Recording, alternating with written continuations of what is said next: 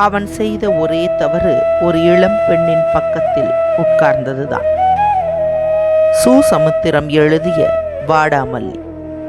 திருநங்கைகளின் சொல்லப்படாத கதை. அத்தியாயம் 1. சுயம்பு அந்த சூட்கேஸை பிடித்து கொண்டிருந்த விதம் அதுவே அவனை கவ்விக்கொண்டிருப்பது போல் தோன்றியது. ஒரு கையால் பிடிக்க வேண்டிய சூட்கேஸை முதுகில் சார்த்தி வைத்து கொண்டு பின்புறமாய் 2 கைகளையும் தோள் வழியாய் கீழே கொண்டு போய் அதன் சின்ன பிடியில் பெரிய பிடி போட்டு எதுவும் பிடிபடாதவன் போல் அந்த தார்ச்சாலையில் குறுக்கும் நெடுக்குமாய் அலைமோதினான். சிறிது நேரத்தில் பெட்டியை பிடித்த 2 கரங்களையும் விடுவித்து தலையில் வைத்தபோது அந்த பெட்டி கீழே விழுந்து சத்தம் போட்டது. அது புரியாமலே அவன் அங்கும் இங்குமாய் சுற்றினான். பிறகு மீண்டும் 2 கரங்களையும் பின்புறமாய் கொண்டு போய் விரல்களை மடக்கி கொண்டான். பெட்டியை மீண்டும் பிடித்திருப்பதாக அவனுக்கு ஒரு அனுமானம். மேற்கும் கிழக்குமாய் போய்க் கொண்டிருந்த அந்த தார்ச்சாலையைப் போலவே அதே கணத்தில் அந்தகாரமான இருள் அந்த பகுதி முழுவதையும் ஆட்டி வைத்து கொண்டிருந்த அசுரத்தனமான இருள். பேய் இறைச்சலான காற்று, அதற்கு ஏற்றாற்போல பேய்த்தனமாய் ஆடும் சவுக்கு மரங்கள், தொலைவிலுள்ள ஒரு குட்டையில் ஐயோ ஐயோ என்பது மாதிரியான தவளை கத்தல்கள், அந்த பகுதி முழுவதுமே மேலே கருப்பு குகை போன்ற ஆகாய மூடியால் அடைபட்டிருப்பது போன்ற தோற்றம். பல்வேறு மரங்கள் இருட்கோடுகளாய் இருளின் அடர்த்தியை கூட்டிக் கொண்டிருந்தன. ஆனாலும் ஆங்காங்கே மின்மினி பூச்சிகள் சின்ன சின்ன ஒளி முத்துகளை சிதறிக் கொண்டிருந்தன. அவ்வப்போது மேகம் சினந்து காட்டிய உயர வாக்கிலான மின்னல் பல்வரிசையின் ஒளி பட்டு தரையில் கிடந்த சில சரிகை காகிதங்கள் ஒளி வடிவில் ஒளிர்ந்தன. சுயம்பு தலையை மேலும் கீழுமாய் பக்கவாட்டிலும் ஆட்டிக்கொண்டான். உடம்புக்குள் சிறைப்பட்ட ஏதோ ஒன்றை விடுவிக்கப் போவது போல் வாயகல நின்ற இடத்திலேயே நின்றான். பின்னர் அந்த ஏதோ ஒன்றுக்குள் சிறைப்பட்ட மேனிக்காக விடுதலை போராட்டம் நடத்துவது போல் அங்கும் இங்குமாய் தன்னை உதறிக்கொண்டான். அந்த உடம்பிற்கும் தனக்கும் சம்பந்தம் இல்லை என்பது போல் தலையை தனிப்படுத்தி காண்பித்தான்.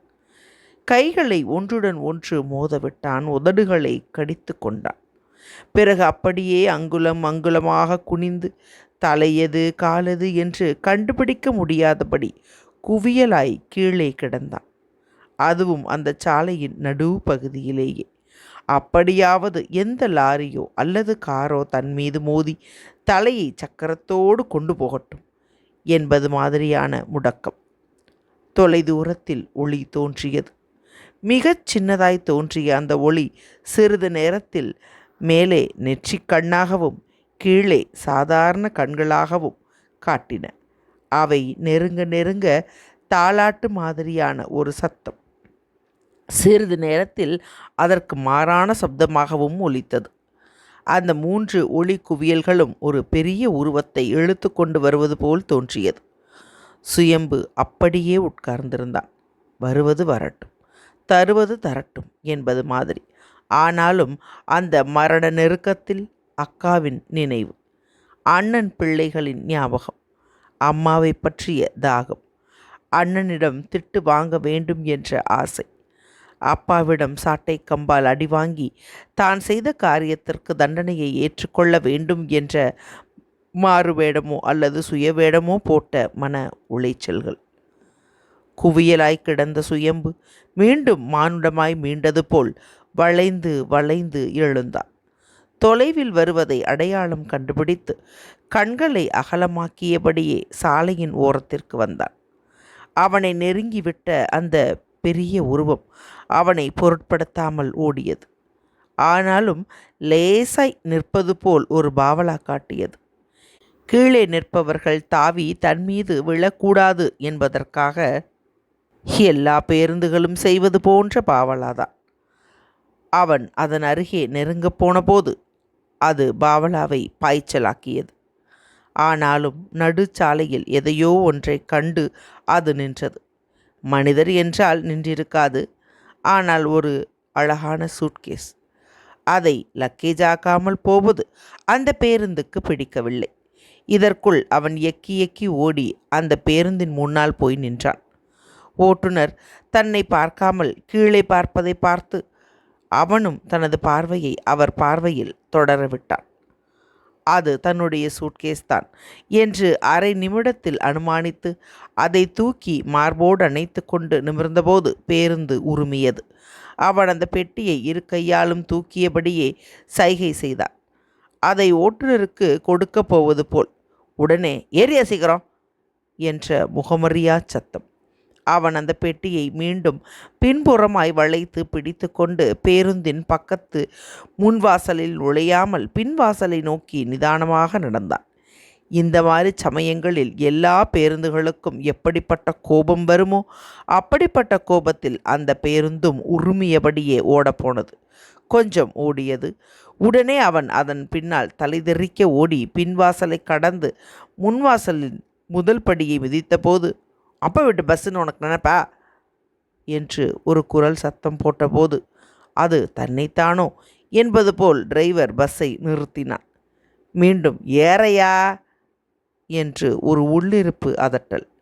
அதன் ஆகர்ஷண சக்தியால் ஈர்க்கப்பட்டவன் போல் பெட்டியை ஒரு கைக்கு மாற்றிக்கொண்டு அந்த பேருந்துக்கு தார்ச்சாலை போட்டது மாதிரியான கருப்பு கைப்பிடியை கைப்பற்றியபடியே உள்ளே போனான்.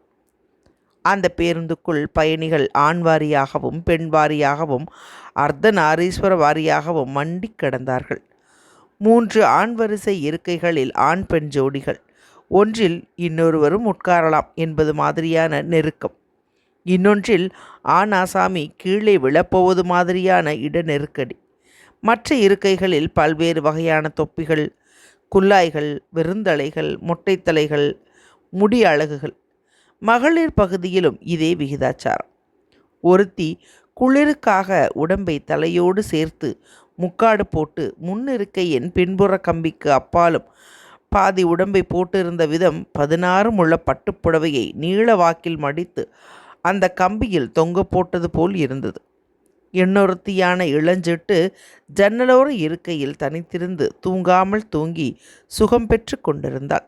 ஒரு கிழவியம்மா தனது இருக்கைக்கு முன்பக்கமுள்ள இருக்கையில் கம்பியில் சாய்ந்து தூங்கிக் கொண்டிருந்த ஒரு சிறுமியின் சடையை பற்றுகோளாய் பற்றியபடி தூக்கத்தில் தலையை மேலும் கீழும் போட்டாள். இதனால் அந்த சிறுமியின் தலை கீழும் மேலுமாய் ஆடியது. ஆனால் இருவருக்கும் சடைத்தனமான தூக்கம். ஒரு தாய்க்காரி அக்கம் பக்கம் பார்த்தபடி மகளின் மாறாப்பை அகலப்படுத்திவிட்டாள்.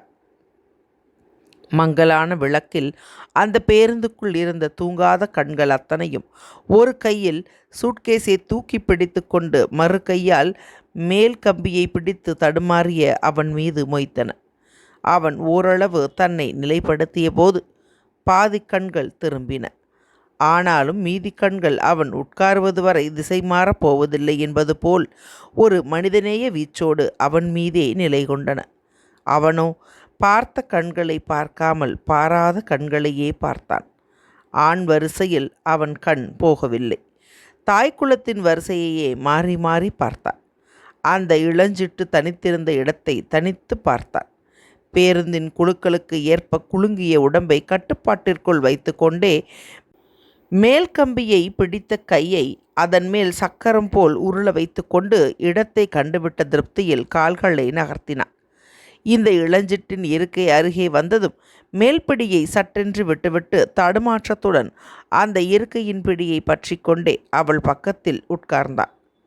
சும்மா சிவனே என்று உட்காரவில்லை. உட்கார்ந்த வேகத்திலேயே அவளின் இரட்டை சடை பின்னலுக்கு மேல் இன்னொரு இரட்டை சடை போல் காட்சியளித்த பூ பின்னலை உற்று உற்று பார்த்தான். முல்லைப்பூ பின்னல். பிறகு ஆச்சரியம் தாங்காமல் அவள் காதுகளில் வெள்ளை மீன் வடிவத்தில் தொங்கிய தொங்கட்டான்களை சிறிது நெருங்கி பார்த்தான். அவளாலோ அல்லது அவளின் அலங்காரத்தாலோ ஈர்க்கப்பட்டவன் போல் அவள் உச்சந்தலையின் மத்தியில் பொருத்தப்பட்ட ஒரு சிவப்பு வளைவையும் சிறிது நேரம் பார்த்தான். அந்த பேருந்தின் ஓட்டுநர் திரும்பி பார்த்தார். பிறகு வலது பக்கமுள்ள வெளிக்கண்ணாடியில் தொலைக்காட்சி பெட்டியை பார்ப்பது போல பார்த்தபடியே வண்டியை ஓட்டினார். ஒலியும் ஒளியுமோ அல்லது அவை தேவையற்ற காட்சியோ என்று அவர் தனது எதிர்பார்ப்பு கூட பேருந்தின் வேகத்தை குறைத்து கொண்டிருந்தார். இதேபோல் விழித்திருக்கும் பயணிகளும் அந்த இருக்கையை எதிர்பார்ப்போடும் ஏக்கத்தோடும் பார்த்தார்கள். காலம் கலிகாலம் கண்ணு முன்னாலேயே நடக்குது என்று ஒரு தாத்தா பாட்டிக்கு சொல்லி கொண்டிருந்தார். அதே சமயம் பாட்டி அவர் தன்னை பார்க்காமல் எங்கேயோ பார்க்கிறாரே என்பது மாதிரி அவர் தலையை தன் பக்கம் திருப்பிவிட்டாள். பலர் அவனும் அவளும் மேற்கொண்டு என்ன செய்ய போகிறார்கள் என்பது போல் ஆவலுடன் காத்திருந்தார்கள்.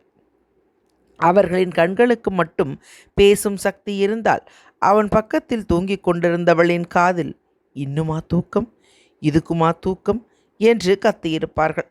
ஒரு நடுத்தர ஜோடியின் வாட்டசாட்டமான ஆண் பிறவி தனது மனைவியை பார்த்து, அங்கே பார், சொல்லி வச்சு தனித்தனியாக பஸ்ஸில் ஏறி இப்போ ஒன்றா உட்காந்து உரசிக்கிட்டு என்று அவர்களை பார்த்தபடியே பேசினார்.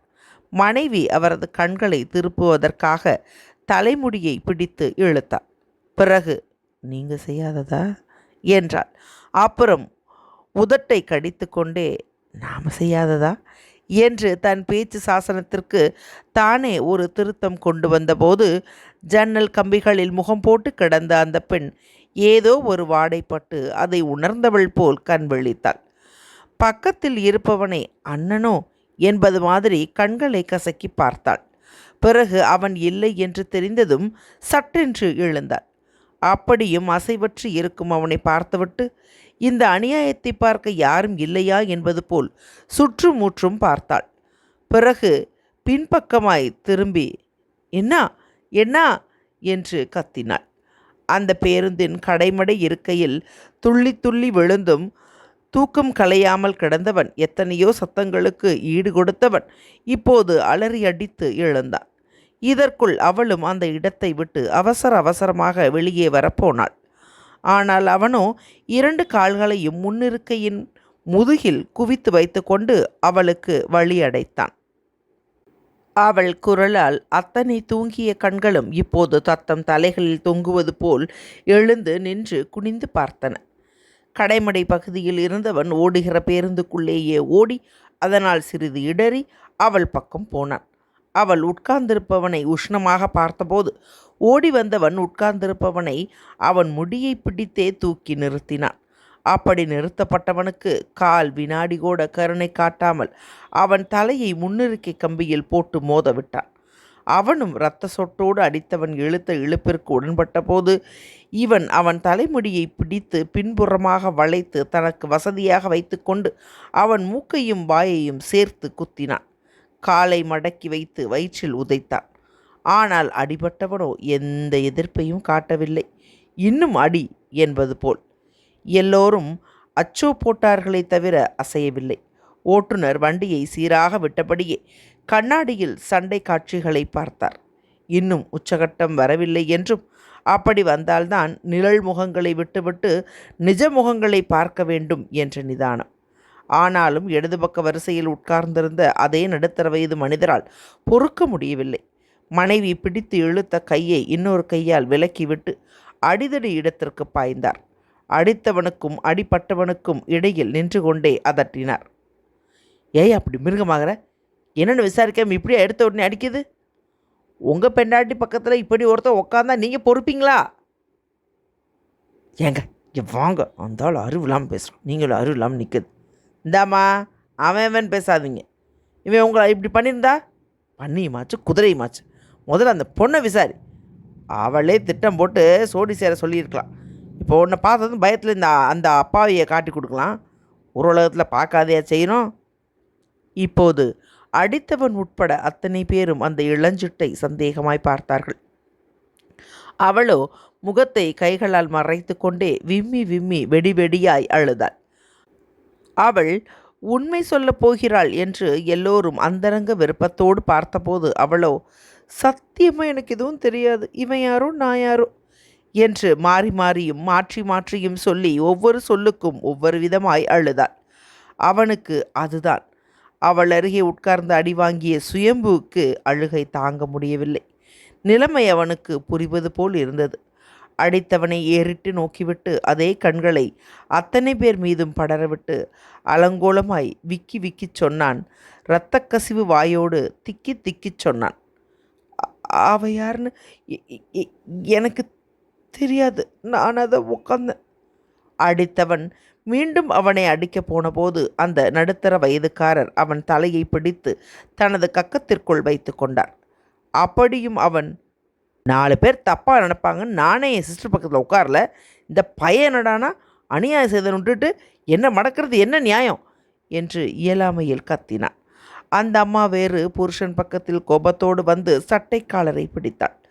இதற்குள் அந்த நடுத்தரம் அடித்தவன் மீது போட்டிருந்த பிடியை விட்டுவிட்டு அவன் முதுகை பொறு பொறு என்பது போல் தட்டிவிட்டு அடிபட்டவனை கூர்மையாக பார்த்தார். மனைவியின் கையை மடக்கி ஒரு கையில் வைத்து கொண்டே அவனை சட்டை காலரை பிடித்து கழுத்தோடு சேர்த்து இழுத்தார். உடனே ஒரு பயணி இப்போதுதான் வீரம் பிடர்பிடித்து உந்த, இவன் விடப்படாது என்று இருந்த இடத்தில் இருந்தபடியே கத்தினார். அது காதில் விழாதது போல் கத்தியவரை பொருட்படுத்தாமல் தன்னை மொய்த்த மனைவியை மீண்டும் தள்ளிவிட்டபடியே கைக்குள் அடக்கமாய் பிடிபட்டவனை மேலும் கீழுமாய் உலுக்கிவிட்டு புலன் விசாரணை செய்தார். நீ யார்டா? ஏய், சொல்றியா இல்லை? அவன் அவர் மார்பில் விழப்போனான். அவர் சிறிது விலகிக்கொண்டே அதட்டினார். நீ யார்டா? தெரியல, எனக்கே தெரியல. இந்த கதையே வேண்டாம். அப்பாவி பொண்ணுங்க மத்தியில் சும்மா உட்கார்றது மாதிரி உட்கார்றது, அப்புறம் சுயரூபத்தை காட்டுறது, மாட்டிக்கிட்டா பைத்திய மாதிரி நடிக்கிறது. மரியாதையாக சொல்லு, உன் பேர் என்ன? சுயம்பு. இந்த பேருக்குரிய அர்த்தம் உனக்கு தெரியுமாடா அயோக்கிய பயலு? எந்த ஊர், என்ன செய்கிற? நல்லாம்பட்டி. சி, அப்படிப்பட்ட பேரில் இப்படிப்பட்ட பய. எங்கிருந்து வரடா? இன்ஜினியரிங் காலேஜில் படிக்க ஊருக்கு போகிறேன். எதுக்காக போகிற? பிடிக்கல. வயசு பொண்ணு பக்கத்தில் உட்கார மட்டும் பிடிக்குதா? சொல்லுடா, நீ ஒரு முழு ஆம்பளை பைய, எப்படிடா உட்காரலாம்? சொல்றியா இல்லை முதுகு தோலை உரிக்கணுமா? அவர் சுயம்புவை உலுக்கி குலுக்கினார். அவனோ இருகரத்தாலும் கண்களை மூடிக்கொண்டான். தலையை பம்பரம் போல் சுழல விட்டான். அந்த மனிதரின் மார்பிலேயே முகம் போட்டு அவர் கழுத்தை பற்றி கொண்டு அழுதான். பிறகு மின்சாரம் ஒழுகும் சுவிட்சை தொட்டவன் போல் திடுக்கிட்டு அவரிடமிருந்து விடுபட்டான். வேணுமுன்னா என்ன போலீஸில் ஒப்படைங்க, அவங்க தான் எல்லாரையும் அங்கேயே அடித்து கொள்ளுவாங்களாமே, என்னையும் கொல்லட்டும் என்று அப்பாவித்தனமாக சொல்வது போல் சொன்னான். மீண்டும் அழுதான். அந்த மனிதர் பிடித்தளர அவனை பார்த்தார். அவன் பார்த்த பார்வையில் அடித்தவனை தவிர அத்தனை பயணிகளுக்கும் ஒரு அனுதாபம் ஏற்பட்டது. அந்த பெண் கூட தனது அழுகையை அடக்கி கொண்டு அவனை அனுதாபமாக பார்த்தாள். சிலர் சத்தம் போட்டே பேசினார்கள். அவனை பார்த்தால் குற்றவாளியாக இருக்க முடியாது என்று ஒரு கட்சி, ஏதோ ஒரு மாதிரி என்று ஒரு கட்சி, எல்லோருமே பேருந்து சீக்கிரம் போக வேண்டுமே என்ற ஒரே கட்சி. ஆகையால் அவனை ஒரு பிரச்சனையாக பார்த்தார்கள். அந்த நடுத்தர மனிதர் அவன் மேல் போட்ட பிடியை எடுத்துவிட்டு அவனை கண்ணுங்கருத்துமாக பார்த்தார். அவனோ எவரையும் பார்க்காமல் தன்னைத்தானே உள்நோக்கி பார்ப்பது போல் நின்றான். பிடரி வரை நீண்ட முடி, காதுகளில் பாதியை மூடி அவற்றை உருமாற்றி காட்டிய கேசம், புதர்போல் மண்டிய உச்சி, நீளவாக்கில் போகாமலும் உருண்டு திரளாமலும் அவை இரண்டும் கலந்த முகம், செம்மண் நிறம், சிமெண்ட் நிற பேண்ட், அதற்குள் சொருகப்பட்டாலும் வெளியே இடுப்புச் சதையை காட்டும் நீலச்சட்டை, 18 வயதை காட்டும் உடல், உச்சி முதல் பாதம் வரை ஒரு குழைவு, விகிதாச்சாரத்திற்கு சற்று அதிகமான பிட்டம், பால்வடியும் முகம், ஆனால் அது கள்ளிப்பாலோ என்று சந்தேகிக்கும் அளவிற்கான மாறாட்டம், சில சில்லறை குறைகளுடன் கூடிய அழகு பையன்தான். அவன் அழுவது அழகே அழுவது போல் இருந்தது. இப்போது அடித்தவன் கூட பேசாமல் இருந்தான். ஆனால் அங்குமிங்குமாய் கிடந்த சில தனிக்கட்டைகள் ஆஜராயின.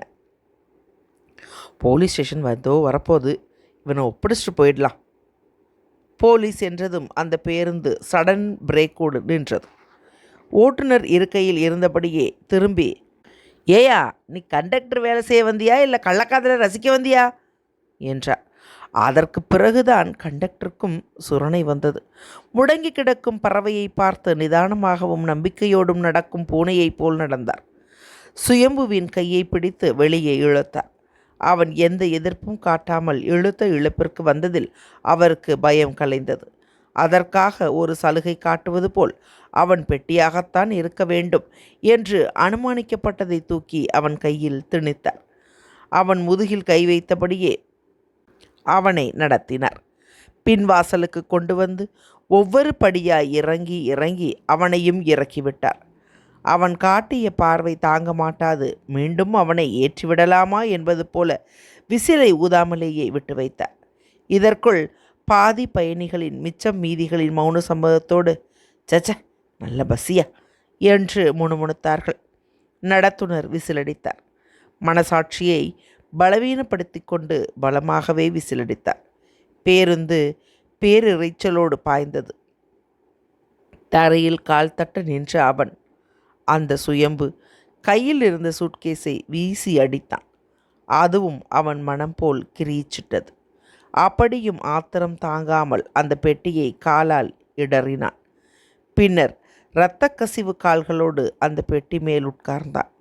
அந்த காடே கதறுவது போல் கத்தினான். எம்மா, என்னை எதுக்காக இப்படி பெத்த? நான் யாருமா? நான் யாரு? அத்தியாயம் 1 நிறைவுற்றது.